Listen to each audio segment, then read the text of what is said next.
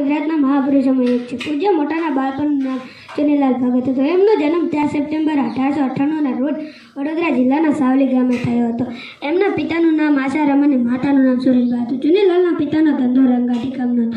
એમના દાદાના અવસાન પછી ઘરની આર્થિક સ્થિતિ કટાળતા એમના પિતા આશારામને ના છૂટક તેમનું વતન છોડવું પડ્યું. ચુનીલાલ ભણવામાં હોશિયાર અને મહેનતુ હતા. ચુનીલાલના માતા લોકોનો ઘરકામ કરી રોટલો લડતા. ચુનીલાલ ભારે સમજદાર તે મહેનત મજૂરી કરી પોતાની બાને મદદ કરતા. ચુનીલાલ ચીવટવાળા વળી પ્રામાણિક આથી જ તોલમાલમાં કાલમેલ કરતા. વેપારીઓને એમને ન ગોઠવ્યું. વેપાર નોકરી સોમાન ભેરું છોડી તે પેટલાદ ગયા. પેટલાદમાં અભ્યાસ શરૂ કર્યો.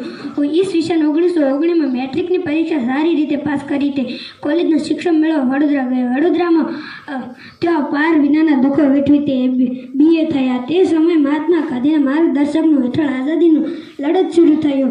ચુનીલાલ દેશ સેવા કાર્યમાં લાગી ગયા. એક કુટુંબે યાદશક્તિની મદદ કરવાનું ન ચૂક્યું. ચુનીલાલ ગુજરાતના વિદ્યાપીઠમાં જોડાયા. ચુનીલાલે તે દેશ સેવા સાથે સાથે ભણવાનું પણ ચાલુ રાખ્યું. તે ઘણીવાર મમરા ચણા અને મમરા ખાઈને પણ ચલાવી લેતા. ધીરે ધીરે તેમનું મન ભક્તિ તરફ ઢળવા લાગ્યું.